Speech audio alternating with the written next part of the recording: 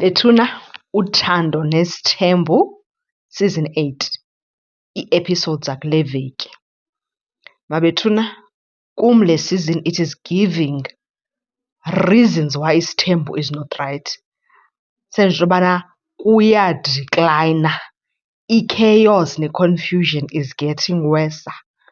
That's all we see. Tata Umseleku ngokokuqala yonke le series ndandicinga uba ikhona into esizoyivuna about isithembu and the reasons why it's right, ipractice yesithembu. But tata andazi noba funeka ukhe urhoxise na uyodibana mhlawumbi ne-cultural expert / counsellor, umntu ozophinda akufake esiporweni because tata uphumile klar esiporweni. Ndithi ubuxoki ngapha you are telling half truths, kwabanye you are giving the full picture. Uphumile tata esiporweni. Mna ndithi mhlawumbi nale health scare yakho ibiyi-wake up call. It's time to right all the wrongs ngoku. Yenza izinto kakuhle tata, sosesithenjini ngoku akusekho buyela ngamva, but yenza izinto kakuhle. Suthetha lena kulo ujike ngaphaya uyothetha enye, ngaphaya uyothetha enye. Senditsho nathi ke ngoku sesine-confusion, asayazi noba sesilibele betshilo. Yhu, utata Umseleku. Ha-a tata yenza kakuhle, yenza kakuhle. Like ubusiza rayithi besiqonda uba hayi jonga uSisithembu influencer waphuma esiporweni sana. Uphumile esiporweni, khokho uhlale phantsi ne-cultural expert, umntu ozaziyo kakuhle izinto zesithembu, akurayithise orongo bakho because inintsi into and it's getting worse. Bethunana siyambona utata Umseleku esenza i-door to door campaign yakhe for uintrodyusa unumber 5 by fire by force. Uwelkhama unumber 5, uintrodyusa unumber 5, even nakwamakhosikazi abathe we want nothing to do with unumber 5 wakho. No, utata Umseleku did not take that. Uzokwenza izinto ngolu hlobo afuna ukwenza izinto ngalo at the end of the day. So uyile kwama-K. UmaK wathi andizingeni. Wathi kanye kanye yintoni uzoyenza? Utata Umseleku waza nayo ke sweet talker, smooth talker utata Umseleku. Waza nayo, hayi ndenza umbulelo / wathi umaK no, mayibambe apho, akho / umbulelo mayibe ngumbulelo. Awukwazi ukwenza umbulelo / by fire by force welcoming an introduction kanumber 5. Unumber 5 into yakhe mayibe secaleni nombulelo for into yobana uphilile ibe secaleni. Hayi utata Umseleku uthi u-disappointed. UmaK sana very respectful but firm.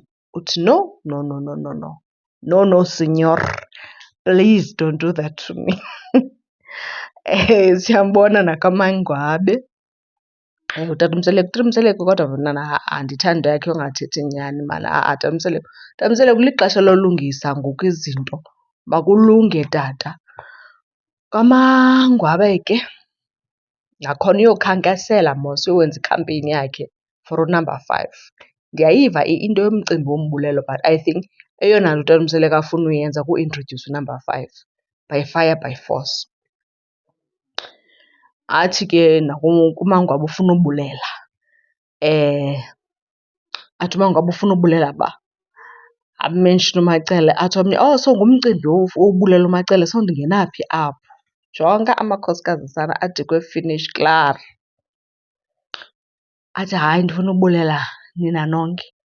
Athi uMangwabe mna kaloku uyandinkunkumayiza wena, kudala wandinkunkumayiza season after season. Uyandinkunkumayiza ezizweni, uyandinkunkumayiza wena. So awukwazi ubulela mna ekubeni uthethe kakubi ngam amaxesha amanintsi. Ziyakubhedela baba, ziyakubhedela babakhe. Athi uMangwabe uzobona uba uzoya kulo mcimbi na wombulelo. akathethi the whole truth, half truth. NakaMayeni siyambona uMayeni sana, one thing she's going to do this season, uzamgwiva utata uMseleko. Give. uMayeni uthi if imeva liyahlaba andizuthula ndithi ntu, ndiza kukhala. Hayi ke iyabonisa uMayeni uba utata uMseleko akakagqibi kwindlu yakhe. Ndiyabona uba kunecala elingekagqitywa, line-4 years limile. Mabetwana, ngubani ke ngoku ozovuyela indaba ka-number 5 ekubeni kunepati ethile yendlu yakho engekagqitywa for the past 4 years? Hayi tata uMseleko, hayi khuzeka baba, hayi noko namanye amadoda amakhulu mawakunqande ngoku.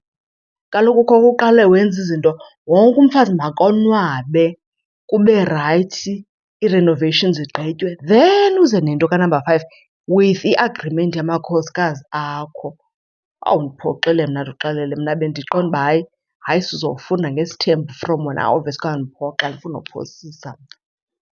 Anyway uyamgiva ke uMayeni. Uthi uyakhumbula nam ndandine-near death experience. Nam ndafuna into yobana ndifuna ukwenza into engumthandazo nombulelo. Wathi wena hayi mandikhe ndime silindele i-50th, but wena ngoku ufuna ukwenza umbulelo, mna funeke ndibe khona ndikusapote. Loo nto uza sewuthenge nelantuka, I think ziibhokhwe, uthengile. Mna uzondixelela njenge-stranger about umsebenzi wakho. Ndizawubona uba intliziyo yam ithini ndize uba kuyenzeka. But uMayeni uthi andizuhlala phezu kwemeva ndithule ndithi tru. Izinto ezithethisayo ndizawuzithethela. Good wena Mayeni, good. Siyayibona ke ne-meeting yabantwana, kodwa mabetwana noko masibaqhobele izandla because they handled the meeting with such maturity. Ewe ke bezikhona ii-shades here and there but nothing hectic. uSne sanondichazile, umdala uSne yakhula. UAbongwe ke uyasi-expressa uba khange ayithande into yoba angaxelelwa ngokugula katatakhe. Whereas uMpilo on the other hand is like she's fine with that, uyaunderstanda bebemprotektha. But ke bazihendlishe rayithi abantwana kakhulu. I'm so proud of them, indlela abahendlishe ngayo i-meeting. Bethuna siyayibona ke ngoku i-meeting kaMangwabe noMakhumalo, i-catch up session. Mangwabe noMakhumalo ndiyayithanda i-friendship yenu, ndandise nditshilo uba bendiyithanda ibityhudi. But kaloku into iglu yenu mayingabi intlebendwane. Mayingabi kukuhleba nokutya abantu izithende, especially uMayeni. Khanikhe nithi xa nidibene nithethe ngezenu, imizi yenu nomyeni wenu. Nikhe niwayeke amanye amakhosikazi. uMayeni akhe nimkhiphe out of imilomo. uMakhumalo ingathi akakwazi nozibamba. Nguye soloko eqala into edibene noMayeni. Ubone into yobana kumandi kuyahlebeka.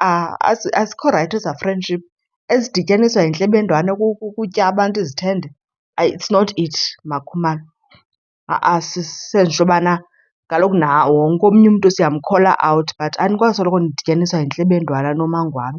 I-friendship yenu kanti iqala yayisithini? Yayithini i-fire that was lighting up i-friendship yenu? Because ibingengamagama abantu. Khanibuyeleni back to into eyayinidibanisa because benidityaniswa kukuthanda uMseleko.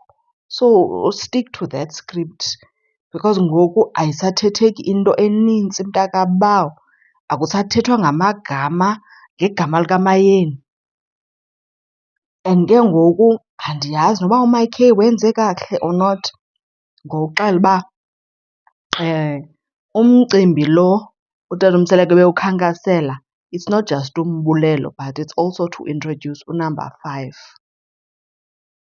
And ke ngoku uMangwabe akakho sure noba uyafuna okanye akafuni ukuya because akafuni ukuphutshukelwa sisimilo. But uMakhumalo uthi hayi iza, uyamlontsha sana. Uyamlontsha by fire by force. Bethuna hayi ke masikhe sithetheni. Utata uMseleko uthetha Yebethuna nimvile utata uMseleko kwi-meeting yakhe noMackay athi wobona into yobana he's not getting his way with uMakhumalo. She's standing on business. She's firm, respectful. Ngeendaba uba umcimbi makangamikswa neendaba ka-number 5. Nimvile utata uMseleko ke ngoku ethetha ngeefenitsha, abantu bazofana nefenitsha. Tata uMseleko okwesibini uyithetha le nto so iminishile. Ifenitsha njani ufanisa umntu nefenitsha? Setsho noba ifenitsha yakho iphume e-Italy nakakade. Kaloku umntu awukwazi umfanisa nento. Umntu is more valuable than into.